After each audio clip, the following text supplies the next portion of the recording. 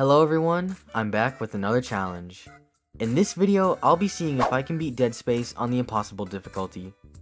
On this mode, the enemies deal way more damage, and in return, you take more damage.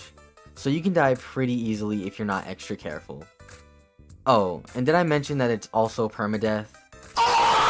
Yeah, so if I die, that means I have to restart from the very first chapter.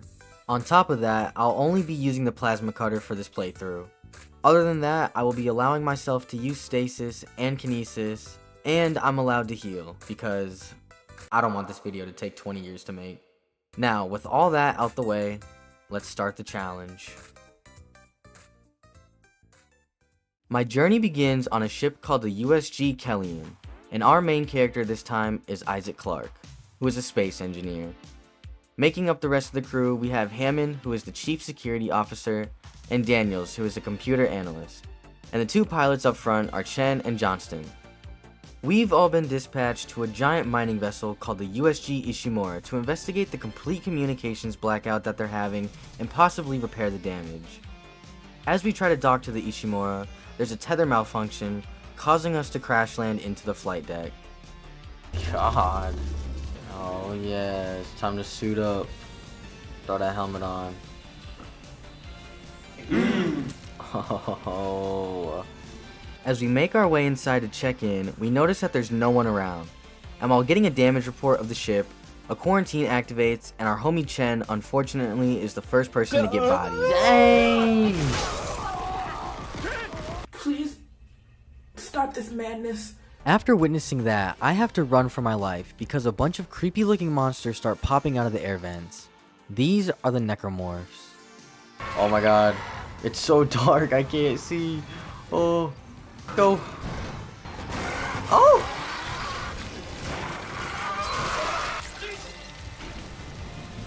God, I can't show that on YouTube. Narrowly escaping that situation, I head down in the elevator to find my source of protection, the plasma cutter, and a word of advice written on the wall. Plasma cutter, baby. I take down my first enemy of the game and then head over to the tram control room. Here I get back in contact with Hammond and Daniels, and they put me in charge of getting the trams up and running. Alright, we gotta get the tram running, boys.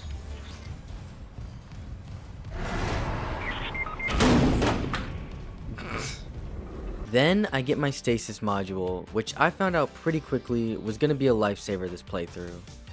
I take down some more Necromorphs and repair the damaged tram, but I still need to get a data board to get them online. So I head over to the maintenance bay and... Yup. I forgot we gotta turn off the freaking lights. Of course the game makes you play in absolute darkness. This part is pretty scary, but it's all good. I survive a bunch of creepy guys trying to poke me in the dark and get the data board to finally get the trams running again. Call the tram. Calling tram. What's the plan? You and Johnston fix up the Kellyan. We report to the bridge. Standard emergency protocol. Next, I return to our ship to check on Johnston and... Oh yeah, oh.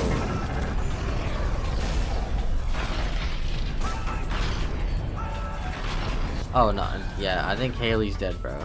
Yeah, so she's gone now, and with the Kellyan being destroyed, we're all stuck here. Then Hammond tasks me with heading to the medical deck to find the captain's body. But before doing that, I made the biggest mistake of my life. I decided to use the bathroom. Bathroom. Or have we been in this one? Oh!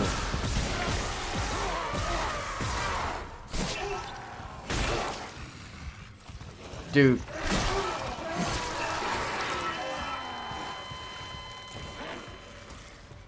Nah, you're joking.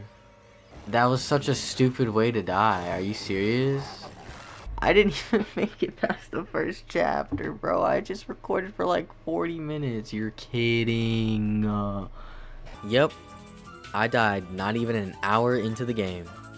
This challenge was going to be a lot harder than I expected. I eventually make it back to the stupid bathroom and don't die this time. Then I get the level 2 upgrade for my suit and find the kinesis module. Doing that brings me to the end of chapter 1.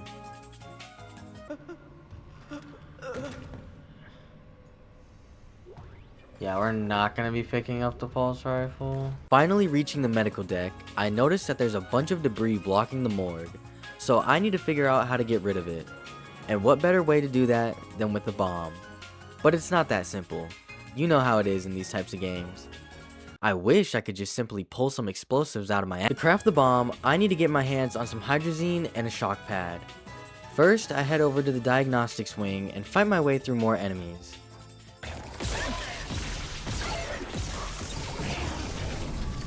Stasis that. Dude, these things do not die. Holy crap, man. These things are so strong, dude. Then I experience the zero gravity this game has to offer. Oh, I'm already getting tripped up, bro. This is... These parts of the game aren't my favorite just because of how disoriented I get during them, but that's just my opinion. And apparently they're a lot better than in the original, so W I guess. Anyways, I get the hydrazine and make my way back to the medical deck. Hydrazine canister. Let's go. Did you find Nicole? Alright. What was that? What the hell? It shut the whole ship. I'll check it out.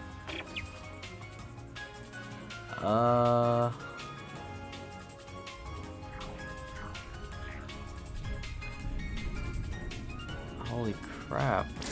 Oh, shit. Oh my god, dude. This game needs to stop.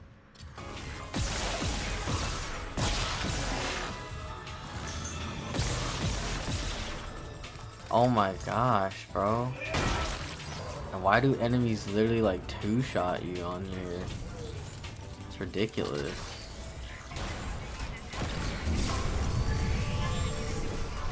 Oh, don't get crushed by the door. That would be that would be bad. Alright. Let's continue. Oh no, not this part of the game. Next, I go through the research wing and immediately have to deal with the lockdown section, but Kinesis makes things fairly easy. Dude, I'm like so scared right now that I'm not even talking. Oh my gosh, I think we're good. As I continue on, I encounter these gross looking baby things that are pretty annoying because they shoot projectiles.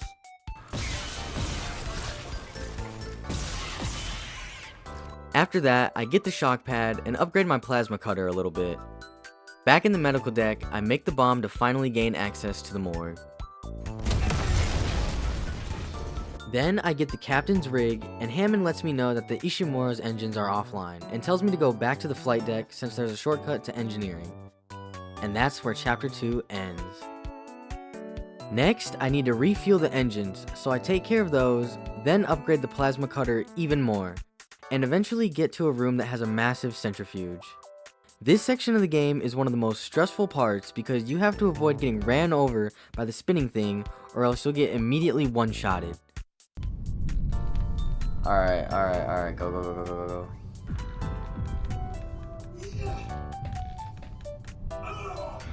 Dude.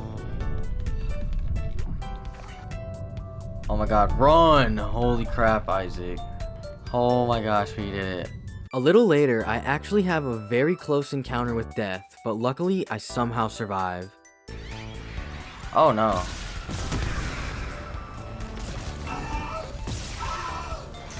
Dude, heal.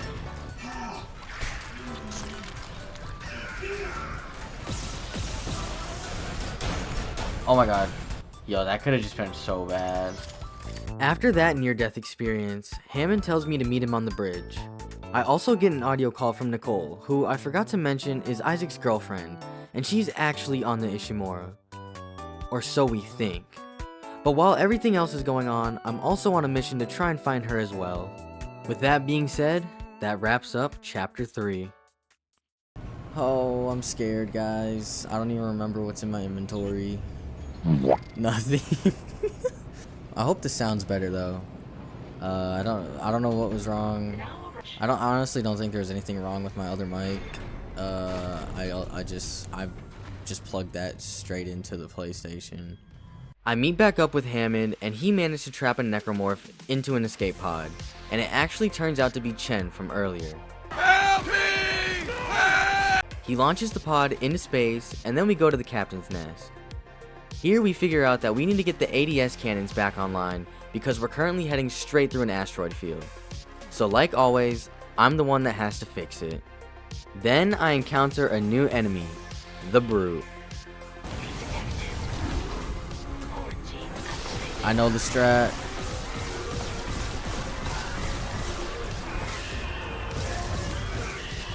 Yo, he doesn't die.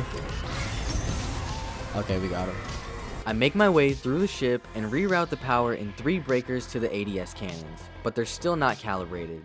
So I have to go outside and manually calibrate them myself, which honestly wasn't too bad. Then I make my way back in the ship and get a call from Nicole, saying that all survivors are welcome in the medical deck.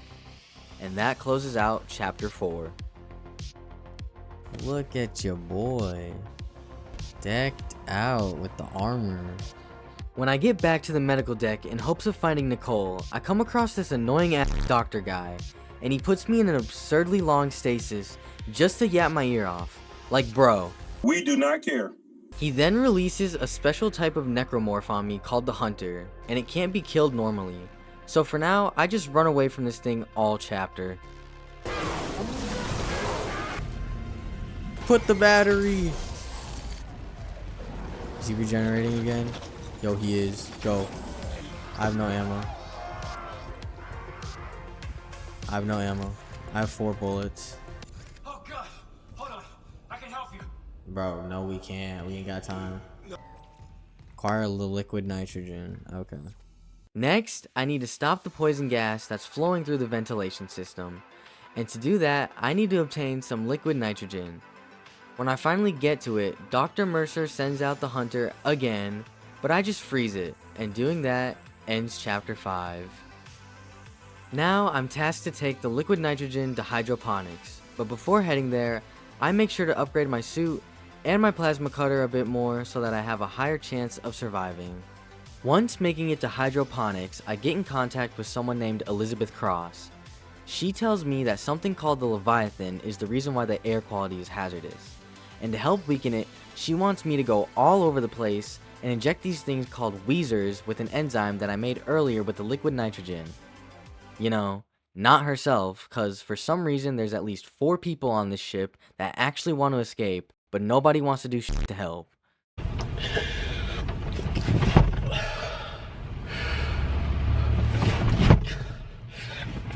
After doing all that, I'm then able to get to where the Leviathan is, and I have to take it down, and what I guess you can consider a boss fight. It's honestly not hard at all. You just need to dodge side to side to avoid its tentacles, and shoot the weak points.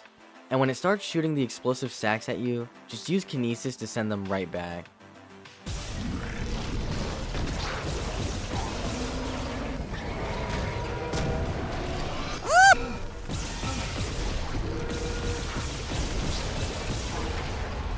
Did I get him? Did I get him? Oh! Oh! Yo! I got him. I got him. With the Leviathan taken down, that ends off Chapter 6.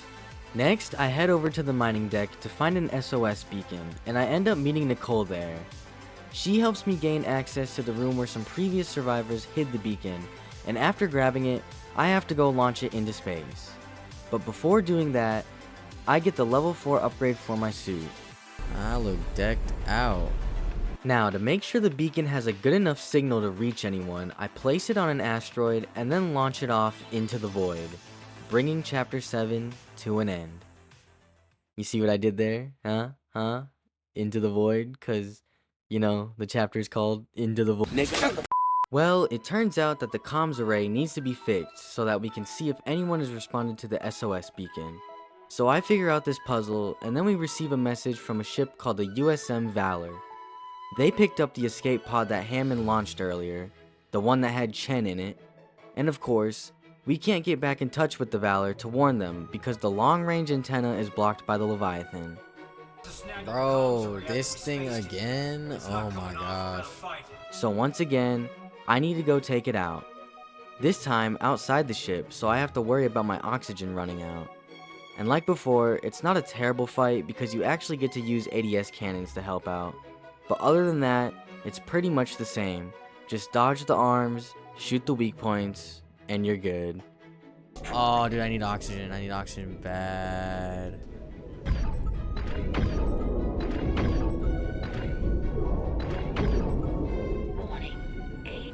Yo, he destroyed the ADS cannon. I'm stressing out right now. Oh my gosh. Yeah, freaking loser. Freaking loser. Get off. Get out of here, bro. USM Valor, this is Kendra Daniels on the USG Ishimura. Do not open the escape pod. Repeat, do not open that escape pod. Do you read? Oh, brother, they opened that escape pod. Right after finding out that the Valor opened up the escape pod, it crashes into the Ishimura. So I board it, and that ends off Chapter 8.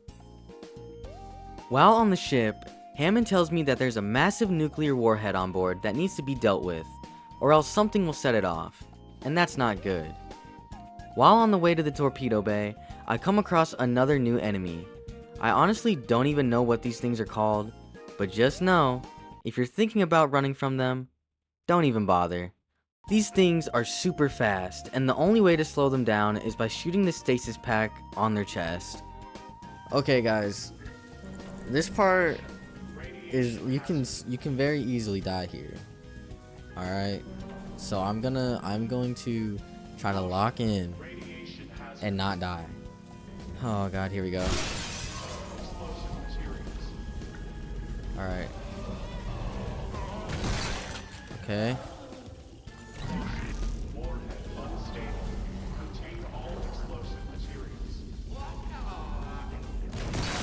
Oh. Okay. Turn it off. Oh my gosh. Dude, this was the part of the game that I was worried I was gonna die at. Basically, if you shoot those explodey things in here and they actually explode, yeah, you die. Okay. So The warhead's clear. After making it past that very stressful part of the game, I carefully make it through a bunch of crazy fire, and then I meet back up with Hammond near the Singularity Core. But then our old friend Chen shows up, and for whatever reason, Hammond thinks we can still save him, and that ends up costing him. He then makes the decision to sacrifice himself so that I can get the Singularity Core. Thank you, Hammond. I won't let your death be for nothing, and I want you to know that you were the only person in my crew that I actually somewhat liked. I will always remember that shiny whopper of a head. I get the Singularity Core, and then escape the ship right before it blows up, ending off Chapter 9. Next, I need to find a working shuttle in the crew deck, and real quick, if you guys have made it this far and enjoy what you see, make sure to leave a like to help my channel grow. I'd really appreciate it. While exploring the crew deck, I come across Dr. Mercer again, and he gives me another 5-minute long evil bad guy speech that I really don't care about. And then he sends out his hunter, so I run away from it. And let me tell you guys, this chapter is really long and super freaking boring. I pretty much just run all over the crew deck to different rooms and destroy these bulb looking things, and yeah, it's not too exciting. Then I find Dr. Kine, and he tells me that we can stop the outbreak of the Necromorphs if we return the red marker to Aegis 7, which is the planet below us where it was originally discovered. So I agree to help him out, and while I'm preparing to load the marker, I get attacked by the hunter for the last time. yo. All right, just go. Just go. Run.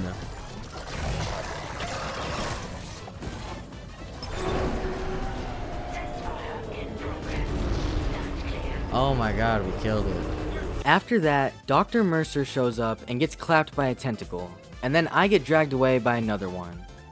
I destroy the tentacle, and that closes out Chapter 10. Now I have to transfer the marker to the loading bay, and while doing that, I survive a giant onslaught of enemies. Okay. Oh my god.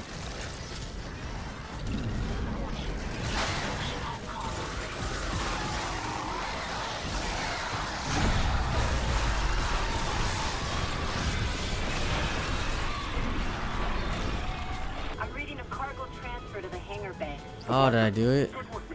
Once I get the marker loaded, I make my way to the shuttle, and as I'm about to get on, Dr. Kine gets shot by Daniels. Turns out she was sent here undercover and works for the government. She hijacks the shuttle and leaves me stranded, but then I meet up with Nicole in the flight control room, and she helps me remote pilot the shuttle back to the Ishimura. But Daniels takes an escape pod before it gets back. I board the shuttle, and before taking off, I make sure I'm stocked up on resources. Then Nicole and I make it down to Aegis 7, and that ends Chapter 11. Well guys, here we are. The final chapter. I'm so close to completing this challenge. My last objective is to transfer the marker to a pedestal. The process of this is kind of boring because all it is just me waiting while the marker slowly moves through this facility and having to survive constant swarms of Necromorphs. And since I prepared beforehand, this was an absolute breeze.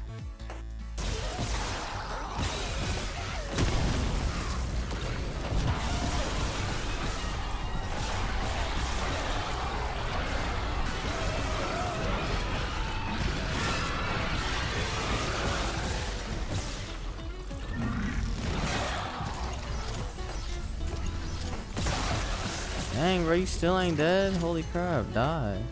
When I finally get the marker to the pedestal, the gravity tethers holding the giant rock above us go offline, so I need to go and reset them.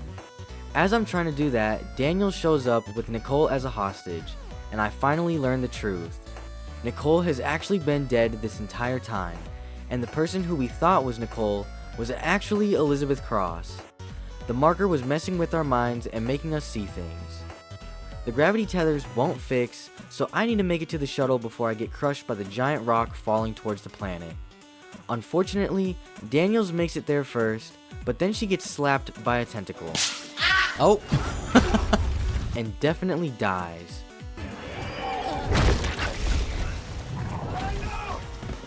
Oh yeah, oh, she's dead. This giant alien is the Hive Mind, and it's the final thing in my way from completing this challenge.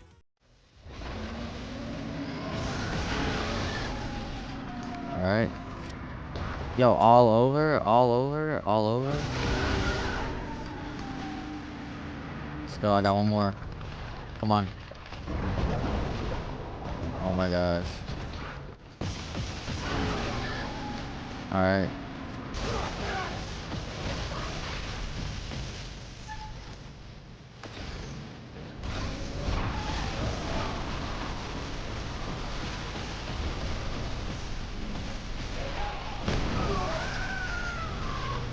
Hello?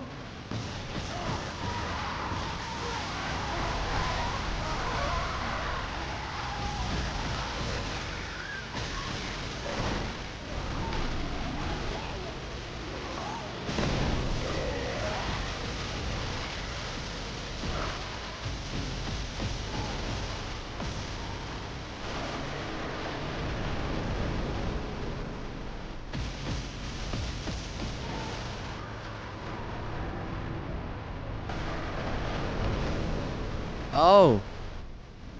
Come on.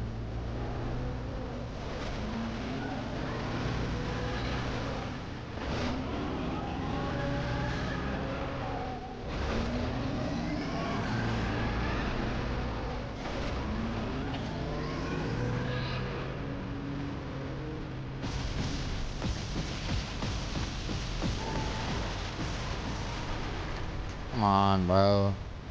Come on. This is it. This is it. This is it, boys. This is it. Alright, here we go. Here we go. Here we go.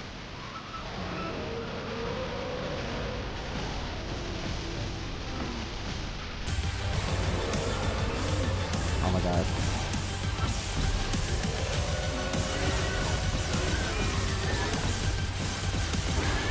Let's go. Oh my god. Oh, yo, I almost choked. I almost choked so hard, bro. Oh my gosh. Oh my gosh.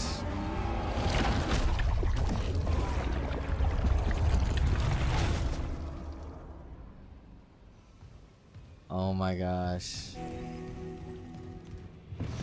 Let's just go, bro. Go. Let's go. Oh my gosh. Finally. We're done. This is the most stressful playthrough ever. With the hive mind taken down, that brings chapter 12 and my playthrough to an end. Burning suit. Hand cannon. Oh my gosh. Impossible. Plasma cutter only. We did it, guys. Holy crap. Well guys, there it is. The impossible plasma cutter only challenge has been completed. And for a little extra dopamine rush, I actually got the platinum trophy for this game after completing the challenge. So that's pretty cool. But if you guys like this video and want to see more of this type of content, make sure to subscribe so you don't miss any of my future videos. And if you have any challenge or game recommendations for me, let me know in the comments and I will try my hardest to get more content out as fast as I possibly can. On that note, I want to apologize for taking this long to post another video. Dead Space is just a decent sized game in general, and I also work a full-time job. But I really do enjoy making content for you guys and seeing all the feedback I get. I really appreciate all the support I've been receiving lately. But with that being said, thank you so much for watching this video, and I will see you guys in the next one.